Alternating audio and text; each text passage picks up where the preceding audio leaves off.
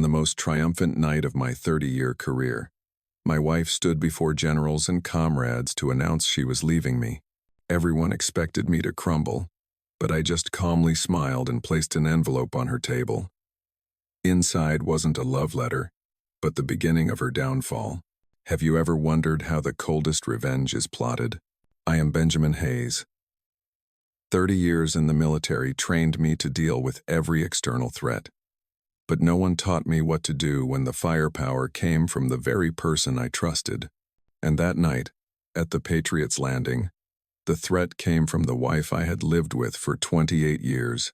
The opulent space was filled with applause. The colonel's star had just been pinned to my lapel, sparkling under the chandelier. Comrades, superiors, everyone was there. Jacob, my son, sat beside me, his eyes gleaming with pride. It should have been our moment. And now, General Roberts announced, "We'd like to invite Colonel Hayes's wife, Mrs. Genevieve Sterling, to say a few words." As Genevieve stepped up, graceful in her expensive gown, a memory flashed through me. It was an image from 10 years ago, also a night after a promotion ceremony. But just the two of us in our small kitchen. She personally pinned the new insignia to my uniform, smiling and saying, "I'm so proud of you." Her embrace then felt like a safe harbor after every storm, but the woman standing on stage tonight wore a different smile. A smile I had learned to decipher over the past 3 months. She took the microphone. "I want to thank everyone for coming." Her voice rang out, clear and confident. "This is a huge milestone in Benjamin's career." She paused, her smile turning sharp, "And it's also a milestone of my own.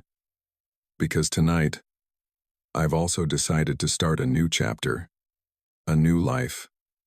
Without him." The murmurs died. The clinking of glasses ceased. The entire hall seemed to drain of air. Hundreds of eyes fixed on me, waiting for a crack, a collapse. They didn't know. The anger in me wasn't hot. It was cold as steel, sharpening every thought. I scanned the crowd, seeing Cameron, Genevieve's young associate, trying clumsily to appear surprised. Another calculated variable. I calmly stood up. Jacob looked at me, his face pale, confused and hurt. I placed a hand on his shoulder, squeezing gently. "It's all right, son. Dad's got this."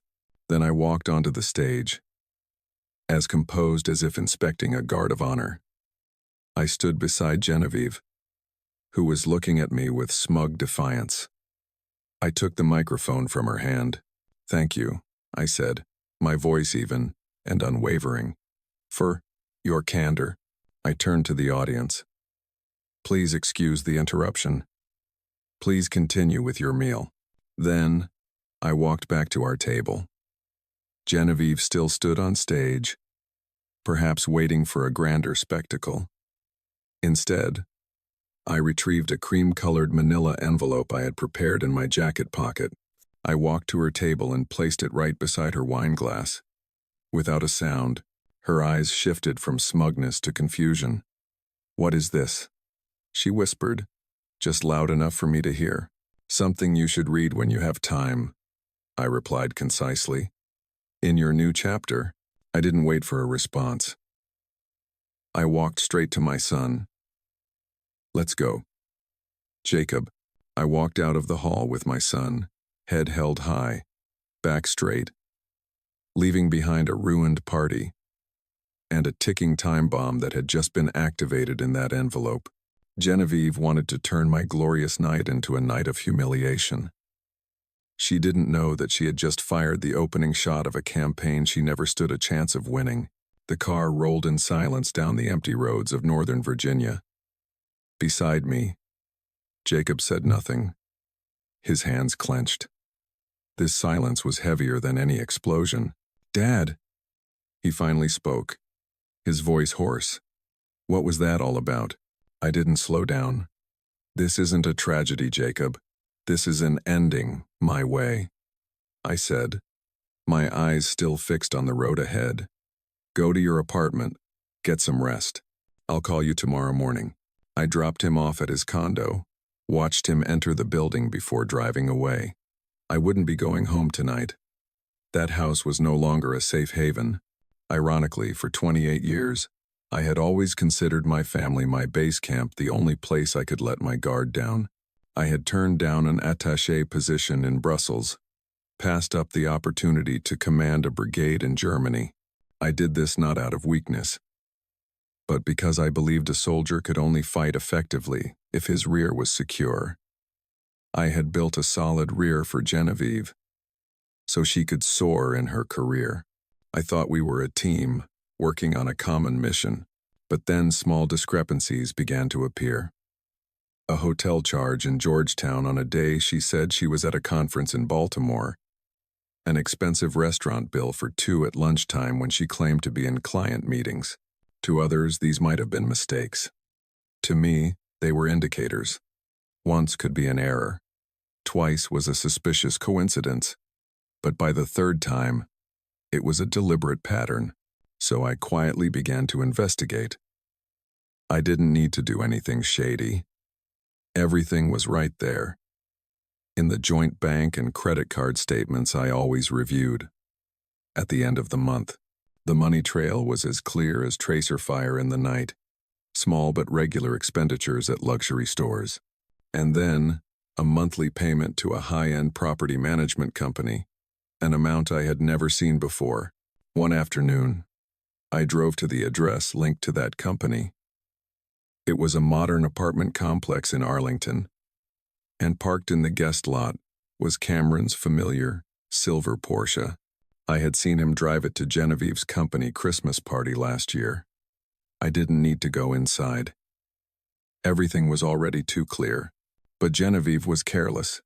She was too confident in her deception. Her laptop, the one I had bought for her, was always left open on her desk at home. One night, while she was on a business trip, I opened it. I wasn't looking for heartache. I was looking for the truth, and I found it in her synchronized inbox. Not just passionate messages, it was a whole plan. Emails exchanged with Cameron, discussing apartment rentals, their future, and then, the worst of it, the plan to turn my promotion ceremony into a stage for her drama. "It'll be more dramatic if we do it in front of all his colleagues," Cameron wrote. Genevieve replied, "Yes. He wouldn't dare make a scene. Benjamin always cares about appearances." They were wrong. I cared about results, not appearances. Reading those lines, my heart didn't break. No. I just felt a cold clarity. The woman I loved was gone. What remained was a stranger, and that stranger was plotting against me. That night I copied everything. Every email, every invoice. I organized them into separate folders, carefully labeled. The intelligence gathering phase was complete. It was time to formulate the plan. The plan wasn't crafted in anger. It was forged in the quiet of subsequent nights. At a modest desk in a discreet law office in Alexandria, across from me sat Philip Anderson, a seasoned lawyer accustomed to these silent wars. She planned it very carefully. Philip said after reviewing the first set of documents, his voice devoid of surprise. Publicly, in front of his superiors. A blow to his honor. That was her objective, I replied. But she forgot one thing. I pushed an older document across to him. Our prenuptial agreement. Philip put on his glasses, scanning the yellowed pages. A faint smile touched his lips. "I remember this one. Miss Sterling herself requested it, didn't she? Her family wanted to protect their assets from a young officer with nothing. The irony didn't amuse me. I recalled that day, 28 years ago. Genevieve, young and ambitious, explained it was just procedure to reassure her family. I hadn't objected, but I had requested a clause of my own. Clause 11B, I told Philip. The fidelity clause. Philip nodded, reading aloud a section. In the event The marriage terminates due to an act of infidelity by either party. The offending party shall forfeit 75% of the total communal assets acquired during the marriage. He looked up at me. A very tight clause. Most people overlook it. I didn't, I said. Assets can be divided, but honor cannot. It was my ultimate weapon. The one Genevieve, in her complacency, had completely forgotten. The one she had personally placed in my arsenal 28 years ago.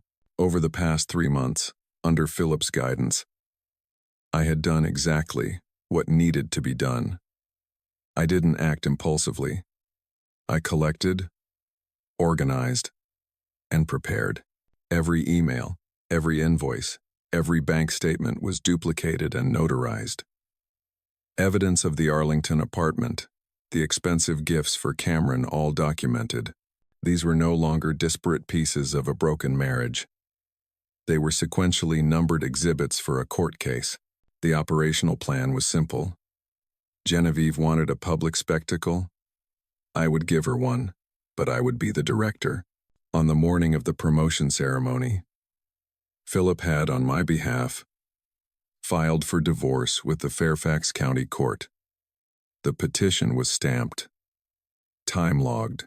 Legally, the battle had begun before Genevieve could utter her first word on stage. The cream-colored envelope I placed on her table wasn't a threat. It was a notification. Inside was a copy of the court-approved divorce petition and the first page of the evidence packet, a printout of the email where she and Cameron planned to humiliate me. I drove to a modest hotel a few miles from home. I checked in, placing my small bag down. The room was impersonal and clean.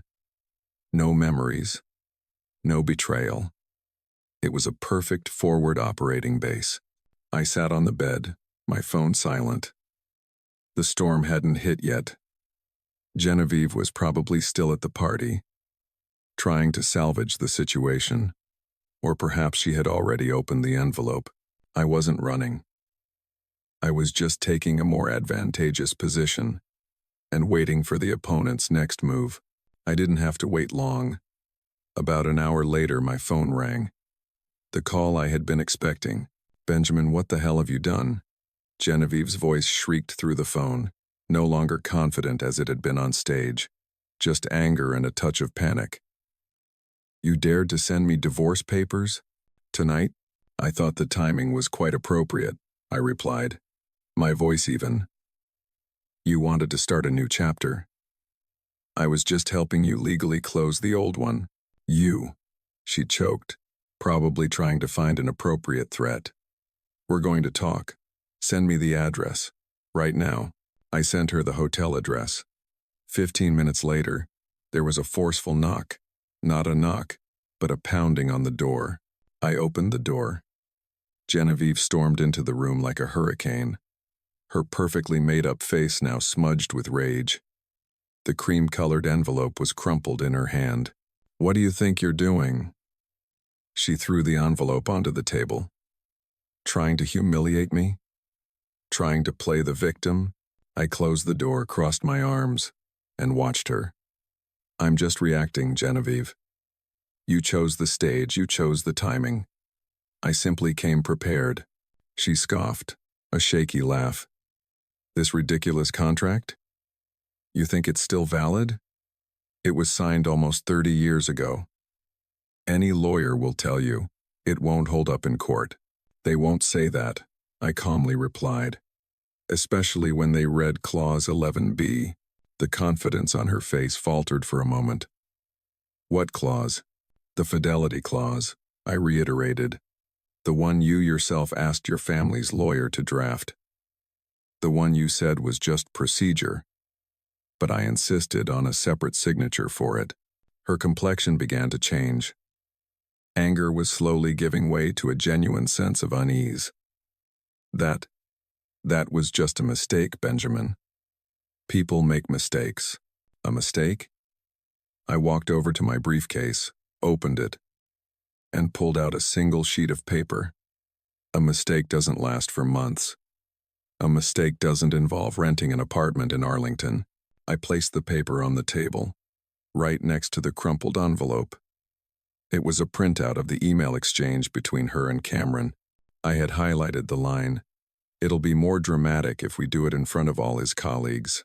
Every expression on Genevieve's face froze.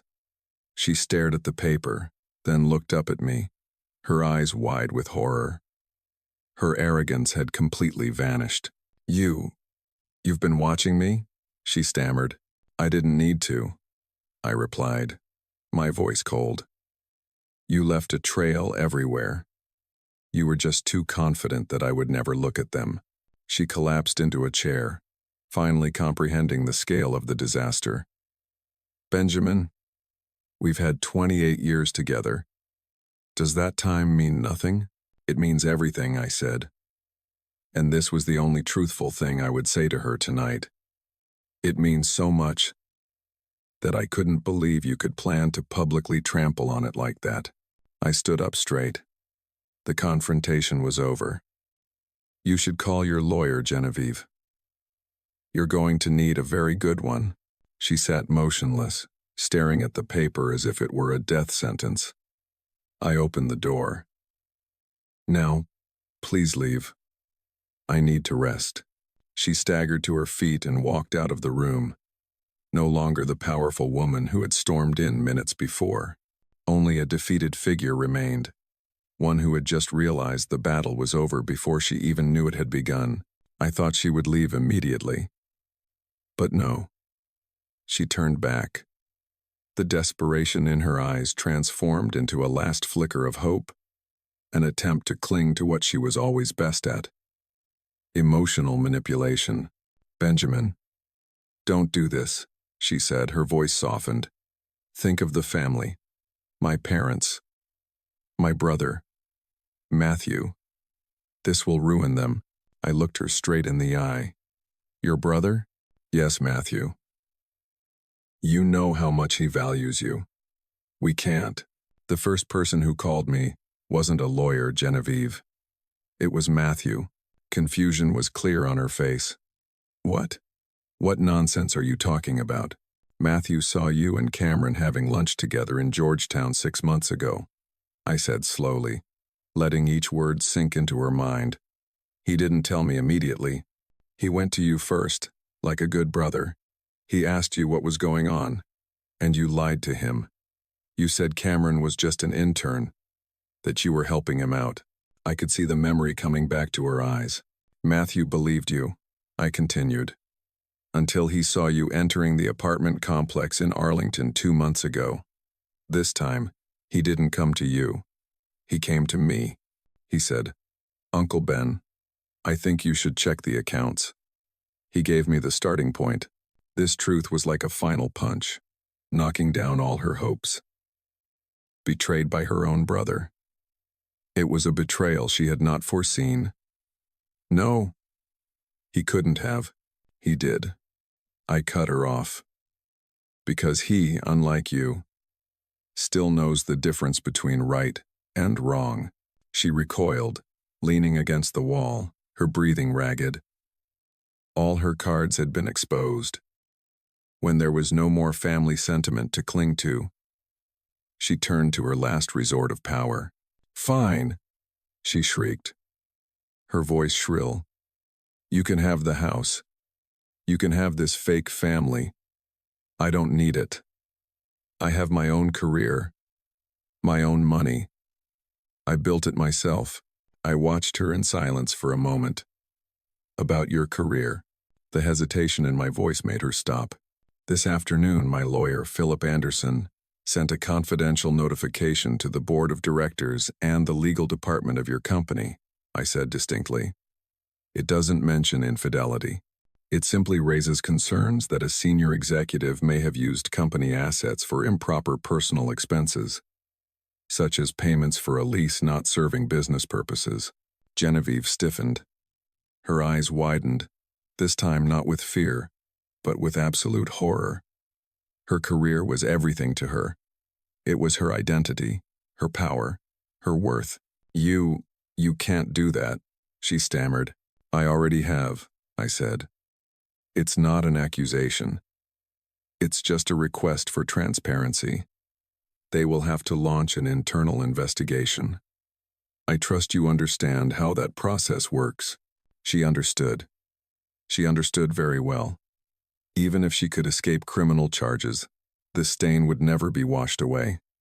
The career she had built her life around had been shot with an unpatchable hole. I walked over to open the door again. This time it was an order. I'm staying at Matthew's tonight, I announced. You have until noon tomorrow to remove your personal belongings from the house. At 12 p.m., I'm calling a locksmith to change the locks. Don't make me call the police. She looked at me, with no strength left to resist. She had lost on every front. She stumbled through the door, without another word. I closed the door, the click of the lock echoing in the silent room. The operation was over. Casualties assessed, and the enemy had been completely neutralized. Matthew's house was in a quiet neighborhood, a stark contrast to the artificial glamour where Genevieve and I had lived. When I arrived, the porch light was on. Matthew opened the door, said little, just squeezed my shoulder and led me inside. I made coffee, he said. I figured you'd need it. We sat in silence for a long time. Thank you, Matt. I finally spoke. For everything, he just nodded. It was the right thing to do. I'm sorry I didn't realize it sooner. You gave her a chance. That's what a brother should do. Our conversation was interrupted by my phone ringing. It was Jacob. Dad, where are you? His voice full of worry. Mom just called me.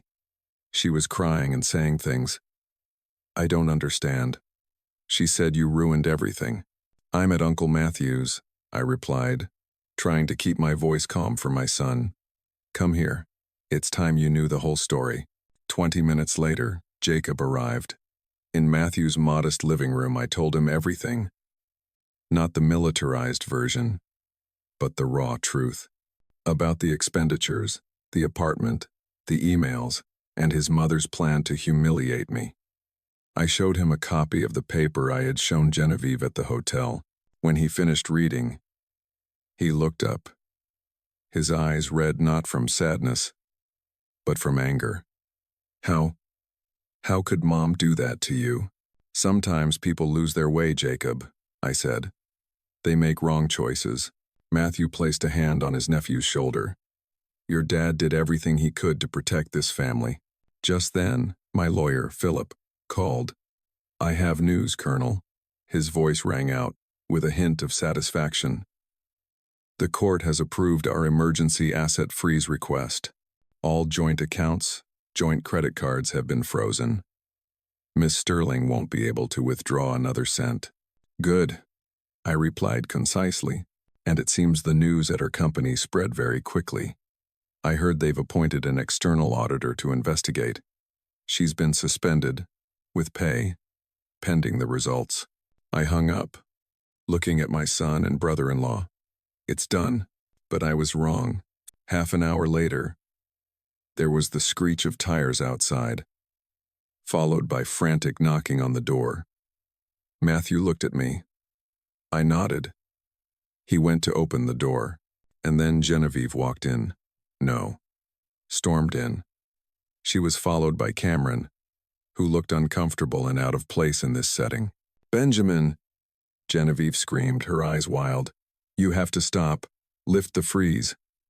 Are you trying to starve me? Jacob immediately stood up, shielding me. What are you doing here, Mom? Genevieve seemed to have just noticed her son's presence. Jacob? Good, you're here. Tell your father that he's acting like a madman. No. Jacob replied, his voice firm, a toughness I had never seen in him. The only one acting crazy here is you. You cheated on Dad. You stole from the family, and you tried to ruin the most important day of his life.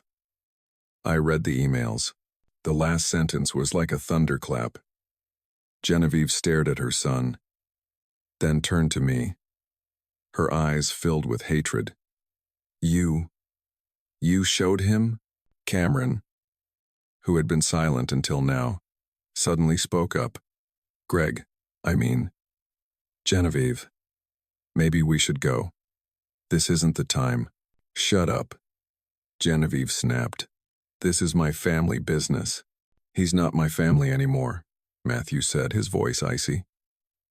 He stepped forward, standing next to Jacob. And this is my house. I'm asking you both to leave immediately. You've caused enough damage, surrounded by her own son and brother. Genevieve finally realized she was completely alone. All support, all avenues of retreat, had been cut off. She turned to Cameron, perhaps seeking comfort. But the young man just awkwardly looked away, avoiding her gaze. I could see the first crack in their alliance. Finally, she turned on her heel, pulling a bewildered Cameron out the door. As the door closed, Jacob turned and hugged me tightly. I'm sorry, Dad, he whispered. I patted his back. You have nothing to apologize for. You did the right thing. You were very brave. That night, in Matthew's house, for the first time in months, I felt I was no longer alone on this battlefield. The preliminary hearing took place 2 weeks later. It wasn't a grand courtroom drama like in movies, just a small, dignified room with a judge. But for Genevieve, it was nothing short of a final judgment. I arrived with Philip, dressed impeccably as if for a high-level meeting. Genevieve arrived alone. She looked thinner, more tired, and years older. No young lawyer accompanied her. Philip told me she couldn't afford one and decided to represent herself for the remaining parts. A desperate decision. The hearing proceeded quickly. With nothing to contest, everything was procedural. The judge reviewed the evidence, listened to Philip's final report. Genevieve said nothing, just sat there, accepting her fate. The verdict was read clearly. The prenuptial agreement was fully upheld. Clause 11B was enforced. I retained the house, my entire retirement fund, and 75% of the joint investments. Genevieve kept her separate premarital assets, and the remaining 25% of the joint assets, a significant sum, but a terrible drop from the life she was accustomed to. Her severance package had almost evaporated into initial legal fees. Justice isn't revenge. It's simply a calculation that balances what was lost. When everything was over, I stood to leave. But Genevieve called my name. Benjamin. I stopped, turning around. This was the first time we had truly faced each other since that chaotic night at the hotel. I was wrong, she said, her voice soft and devoid of any arrogance. I was too complacent. I thought you would never fight back. You misjudged the situation, I replied, not to mock, but simply as a statement of fact. She nodded. If I had just talked to you honestly from the beginning, asked for a divorce amicably, would things have been different? Yes, I admitted. If you had been honest, you could have walked away with half the assets and my respect. You chose the path of destruction. Not me. A tear rolled down her cheek. What will you do next? I'll rebuild, I said. Start a new chapter. I said that without a hint of sarcasm. It was the truth. I turned and walked out of the courtroom, without looking back. 6 months later, my consulting firm, Hayes Strategy Group, secured its first major clients. I hired 2 associates, both former officers like myself. We didn't sell products. We sold reliability, experience, and the ability to foresee risks. Jacob often stopped by the office after work. He had moved past the shock and become a strong young man. I'm proud of you, Dad, he told me one afternoon, looking at my whiteboard covered with strategic diagrams. Sometimes, I thought about Genevieve. Matthew said she had moved to another city, starting over with an ordinary job. I didn't hate her. I just felt an emptiness when thinking about the past 28 years. The man who once defined himself by his rank and family had now found a new mission. I no longer fought on distant battlefields. I fought for the security of businesses, for the careers of my employees, and most importantly, for my own peace. The envelope I placed on the table that night wasn't just the beginning of her downfall. It was also the deployment order for my own new life.